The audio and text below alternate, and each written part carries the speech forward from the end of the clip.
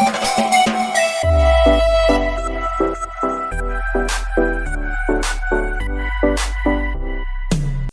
Everyone, आज का हमारा डिस्कशन होगा जो जेएनयू 2017 में जो मैथमेटिकल फिजिक्स से जो क्वेश्चन आए थे प्रीवियस क्विज हम सोल्व करेंगे। और 2017 में मैथमेटिकल फिजिक्स से ओनली फॉर 3 ही क्वेश्चन आए थे, वो भी जेएनयू में हमेशा अच्छे ही क्वेश्चन पूछे जाते हैं, तो ये भी अच्छे हैं, मस्त है क्वेश्चन। तो हम देखते हैं डिस्कशन। और अगर आपको जेएनयू 2019 और 20 के मैथमेटिकल फिजिक्स में कुछ क्वेश्चन प्रॉब्लम आ रहे तो आप उनका पूरा सोल्यूशन आपको चैनल पर मिल जाएगा और आपको डिस्क्रिप्शन में भी लिंक मिल जाएगा। सो हम स्टार्ट करते हैं आज का फर्स्ट क्वेश्चन। ये किससे है? ये है अपनी डिफरेंशियल इक्वेशन से। एक अपने को जनरल सॉल्यूशन निकालना है of the ordinary differential equation, अपने को ये गिवन है। इसका सॉल्यूशन क्या होगा अपने को फाइंड करना है। ये अपने है ऑप्शन जो 2019 से पहले अपने 5 ऑप्शन आते थे। तो हम स्टार्ट करेंगे ये क्वेश्चन। तो इसका आंसर क्या होगा?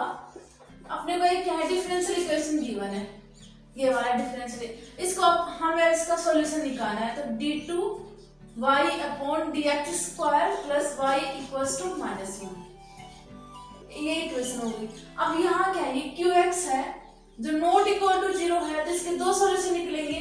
पहला तो CF और दूसरा PI, और जब इन दोनों को ऐड करते हैं तो अपना आता है जनरल सॉल्यूशन, GS सॉल्यूशन। वो अपने को फाइंड करना है। तो हम क्या करेंगे, इसको जब CF निकालेंगे तो एक्सिलरी इक्वेशन निकालते हैं, तो इसमें क्या होगा, इसको क्या लिखेंगे, d square plus 1 equals to 0। तो d की जगह m पुट करेंगे तो अपने पास आएगा m स्क्वायर प्लस 1। तो m के रूट कितने आएंगे, 2, वो आएंगे प्लस माइनस का आएगा। तो इसका CF क्या आएगा? जब अपने कॉन्जुगेट रूट आते हैं तो उसका सॉल्यूशन कैसे निकालते हैं, साइन और कॉस में आता है। तो C1 हम यहाँ अपने को A और B गिवन है, तो हम क्या लिखेंगे, C cos of x plus B sine of x। ये तो आ गया इसका CF जो कॉम्प्लीमेंट्री फंक्शन आ गया। ये इक्वेशन फर्स्ट लेते हैं, इसको इक्वेशन सेकंड। अब हम क्या निकालेंगे, PI कैसे, PI ओनली फॉर जब ही निकलता है जब qx नॉट इक्वल टू 1 हो। तो PI कैसे निकालेंगे, -1 का अपॉन d स्क्वायर प्लस 1। तो यहाँ हम क्या करेंगे, इस -1 को क्या लिख सकते हैं, 0.x भी लिख सकते हैं, क्योंकि की पावर का हमेशा की पावर 0 होता है, वो 1 के इक्वल होता है, ये होगा d स्क्वायर प्लस 1। अब अगर अपना PI में अगर अपने को की पावर दिख जाए तो हम क्या करेंगे, d की जगह जो x के कोएफिशिएंट होता है उसको हम रखते हैं। तो यहाँ क्या होगा, e की पावर 0.x माइनस तो 7 आएगा, और नीचे d की जगह 0 रखेंगे तो ओनली 4 बचेगा अपने पास 1। तो इसका ऑल ओवर आंसर आ जाएगा -1। तो ये होगा इक्वेशन 3। हमने क्या किया, ओनली 4 इसका CF निकाला है और इसका PI निकाला है। अब अपने को क्या पूछ रहा है, जनरल सॉल्यूशन पूछ रहा है। तो हम क्या करेंगे, CF और PI को ऐड करेंगे। तो CF और PI को ऐड करेंगे तो क्या आएगा अपने पास, CF का वैल्यू क्या आया है, जो जनरल सॉल्यूशन होगा वो क्या होगा, CF प्लस PI का एडिशन। तो CF क्या है, A cos of x plus B sine of x, और जो अपने PI क्या है, -1। तो इस और इसको सोल्व करेंगे तो अपने पास आएगा ये सॉल्यूशन, इस इक्वेशन का जनरल सॉल्यूशन। जनरल सॉल्यूशन कब निकलता है, जब अपने पास ये qx होता है वो नॉट इक्वल टू 0 होता है। यहाँ qx -1 है, तो हमने क्या किया, इसको एक्सिलरी इक्वेशन निकाली, इसका CF निकाला, PI निकाला और दोनों को ऐड किया तो अपने पास है जनरल सॉल्यूशन। तो इसका आंसर होगा E ऑप्शन। ये है एवरीवन जेएनयू 2017 का सेकंड क्वेश्चन।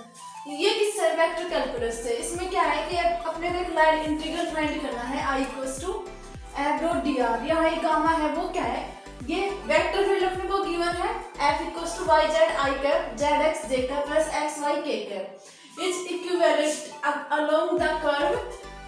गामा क्या है, parameter z y x equal to a sin theta b cos theta z equals to c, where a b c are constant, the value of I अपने को इस आई का value find करना है और ये अपने को लिमिट दे रखा है, टी कहाँ से कहाँ वेरी कर रहा है वो अपने को गिवन है। तो यहाँ जो क्योंकि ट्यूशन बहुत बड़ा है तो बोर्ड सारा भर गया, तो हम जो काम की चीजें हैं वो सारे लिखते हैं यहाँ पर। तो एक हम एफ लिख लेते हैं। एफ क्या गिवन है अपने को, y z i cap plus z x j cap plus x y k cap. और अपने को टी कहाँ से कहाँ दे रखा है, टी का लिमिट क्या दे रखा है, टी 5/4। और अपने को फाइंड क्या करना है, I equals to f dot d r. ये सब अपने को गिवन है।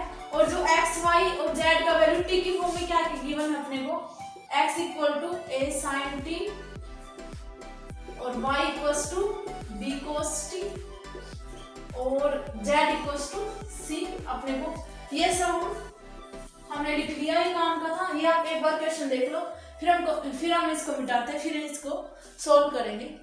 तो क्या होगा, अपनी लाइन इंटीग्रल फाइंड करना है। ये एफ दे रखा है, ये सब एक्स ए साइन एक्स वाई जेड का सबका टी की फॉर्म में दे रखा है, फंक्शन दे रखा है। ये अपने को आई लिमिट दे रखा है। अब हम इसको सोल्व करेंगे।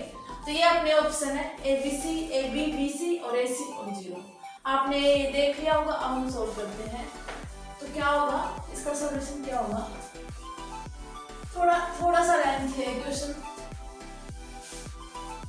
बस थोड़ा सिंप्लीफाई करना है, वैसे बहुत ही सिंपल है। तो क्या करेंगे, इसके अंदर हम आई को फाइंड करना है अपने को, एफ डॉट डी आर। तो एफ का वैल्यू रखते हैं। एफ क्या है, y z i cap plus z x j cap plus x y k cap. और डी आर क्या होता है, आर वेक्टर क्या होता है, एक्स आई के पोजीशन वेक्टर वाई जे कैप प्लस जेड के कैप। तो इसका डिफरेंशिएशन करेंगे तो क्या हो जाएगा, dx आई कैप प्लस dy जे कैप प्लस dz के कैप। ये हुआ। जब इसको सॉल्व करेंगे तो अपने पास आएगा yz dx इंटीग्रल सबका अलग zx dy प्लस xy और dz। अपने को क्या गिवन है, x y और z, ये सब t की फॉर्म में गिवन है। तो हम यहाँ पुट करेंगे इन सबका। अब पुट क्यों कर रहे हैं, क्योंकि अपने को यहाँ t का लिमिट गिवन है π/2 से 3π/4। तो जब इस इंटीग्रल को सोल्व करेंगे तो अपने पास ये आराम से सोल्व हो जाएगा। जब t का वैल्यू गिवन है तो यहाँ y और z का वैल्यू रखेंगे। तो y क्या है, b cos ऑफ t और यहाँ z क्या है, c और dx का डिफरेंशिएशन क्या होगा, a cos of t dt होगा प्लस, अब z का वैल्यू क्या है, c और x क्या है, a sin t और dy क्या है, माइनस का b sin of t dt और यहाँ क्या है, x y dz। यहाँ x और y को रखिए, लेकिन dz का डिफरेंशिएशन क्या हो जाएगा, 0 हो जाएगा, बिकॉज z का एक कांस्टेंट है। तो ये पूरा टर्म 0 हो जाएगा। तो अब क्या करेंगे, इसको मिटा देते हैं। ये बस अपने को एक लिमिट रखनी है।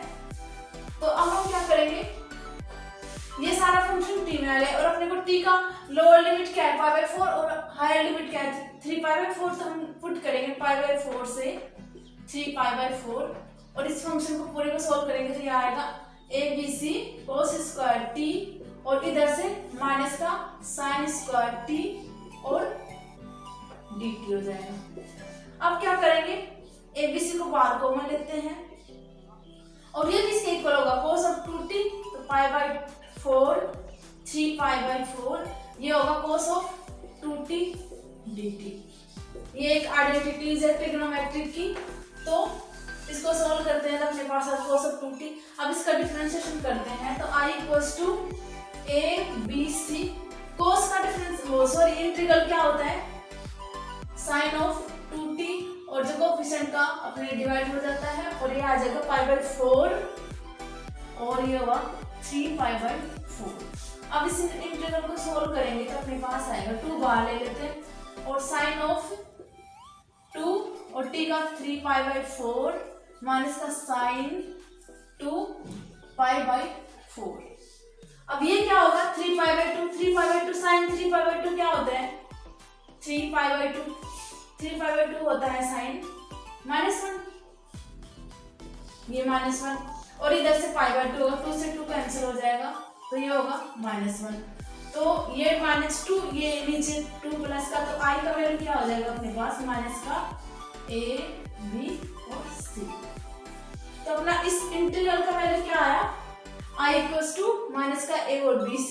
तो अपना ऑप्शन कौन सा मैच हो रहा है a हो रहा है, उसमें नेगेटिव साइन है लेकिन इसका आंसर आएगा नेगेटिव के साथ i इक्वल्स टू माइनस का a b c। अब वहाँ माइनस नहीं है तो हम क्या करेंगे ऑप्शन ही चूज करेंगे, तो लेकिन आएगा आंसर -abc। हमने क्या किया ओनली फॉर f का वैल्यू रखा, dr का रखा, इन सबको t में चेंज किया क्योंकि t की अपने को लिमिट दे रखी थी, लोअर लिमिट और हायर लिमिट। इन सबको जब इस इंटीग्रल को सोल्व किया तो अपने पास है -abc। आई होप आपको समझ में आया होगा। अब गाइस ये अपना आज का लास्ट क्वेश्चन और ये फाइनल क्वेश्चन है जो जेएन में 2017 में पूछा गया था, क्वेश्चन नंबर 3। ये जो कॉम्प्लेक्स एनालिसिस का है क्वेश्चन, किसका है रेजिड्यू का है। तो अपने को एक फंक्शन गिवन है f of z equals to x(e⁻1/z at z equals to 0। ये इस फंक्शन का z इक्वल्स टू 0 पर अपने को रेजिड्यू फाइंड करना है। तो रेजिड्यू के लिए क्या जरूरी है, अपने को सिंगुलरिटी पता होना चाहिए कि जिस पॉइंट पर अपने को रेजिड्यू निकालना है वहां अपने को पता होना चाहिए कि वो सिंगुलरिटी कहाँ हो, वो कौन सी सिंगुलरिटी होगी इस पॉइंट पर। तो अपने को ये फंक्शन है एट z इक्वल्स टू 0 पर अपने को इसका रेजिड्यू फाइंड करना है। तो ये z इक्वल्स टू 0 क्या है इसेंशियल सिंगुलरिटी है इस फंक्शन की।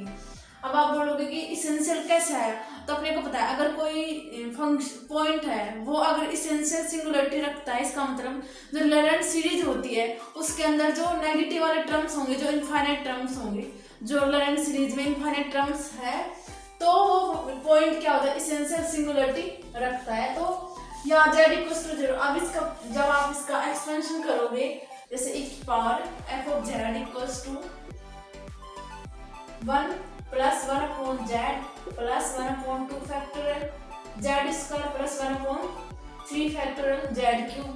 तो ये क्या हो रहा है इनफाइनाइट टर्म्स आ रहे हैं, इसी वजह से क्या हुआ z इक्वल्स टू 0 क्या हुआ z इक्वल्स टू 0 क्या हुआ इस फंक्शन का इसेंशियल सिंगुलरिटी आया। तो अब हम देखते हैं कि जो अगर z equals to 0 essential singularity आया तो इसेंशियल सिंगुलरिटी में रेजिड्यू कैसे फाइंड करते हैं। तो रेजिड्यू कैसे फाइंड करेंगे, residue of z equals to 0 कैसे फाइंड करेंगे। इसेंशियल सिंगुलरिटी का रूल है कि जो z इक्वल्स टू 0 पर कैसे फाइंड करेंगे एक्सपेंशन नहीं coefficient of 1/z in expansion of function. इसका मतलब ये निकालते हैं अगर कोई पॉइंट अगर इसेंशियल सिंगुलरिटी है तो उसका हम रेजिड्यू ऐसे फाइंड करते हैं, उस फंक्शन को क्या करेंगे एक्सपेंशन करेंगे, फिर उस फंक्शन में जो 1/z वाला टर्म होगा उसका जो कोफिशिएंट होगा वो इसका रेजिड्यू होगा। तो अब हम क्या करेंगे ये फंक्शन है इसका एक्सपेंशन करेंगे तो क्या आएगा अपने पास 1/z plus 1/2 factorial z square e⁻z का ये तो होता है e⁻z का क्या होता है 1 plus z square upon 2 factorial z cube upon 3 factorial. यहाँ 1/z है तो 1/z हो जाएगा, यहाँ 3 फैक्टोरियल और ये हो गया z क्यूब। अब ये होगा तो अब अपने को क्या गिवन है कोफिशिएंट ऑफ 1/z इसका रेजिड्यू होगा। तो यहाँ 1/z का कोफिशिएंट क्या है 1 है, तो इसका रेजिड्यू क्या हो जाएगा residue of z equals to 0 इस फंक्शन के लिए क्या हो जाएगा 1 हो जाएगा। तो इसका आंसर होगा 1। हमने क्या किया पहले अगर रेजिड्यू अपने को किसी फंक्शन को फाइंड करना है तो अपने को उस पॉइंट के लिए सिंगुलरिटी पता होना चाहिए। अब यहाँ अपने पास z इक्वल्स टू 0 कौन सी सिंगुलरिटी है इसेंशियल सिंगुलरिटी आई। अब इसेंशियल सिंगुलरिटी में रेजिड्यू कैसे फाइंड करते हैं coefficient of 1/z in expansion of x। जब कोई फंक्शन होता है उसका हम एक्सपेंशन करेंगे तो उसमें जो 1/z का कोफिशिएंट होगा वो क्या आता है अपना रेजिड्यू आता है। तो इस फंक्शन का हमने एक्सपेंशन किया और उसमें 1/z वाला टर्म्स को ध्यान दिया तो उस पर क्या है, उसका कोफिशिएंट क्या है, 1/z का कोफिशिएंट यहाँ क्या है, 1 है तो इसका रेडिएटिव क्या हो जाएगा, 1 हो जाएगा। तो हमने जैन 2017 के सारे क्वेश्चन कर लिए हैं। सो एवरीवन, आज के लिए इतना ही, मिलते हैं अगले वीडियो में। So thank you so much everyone, bye bye.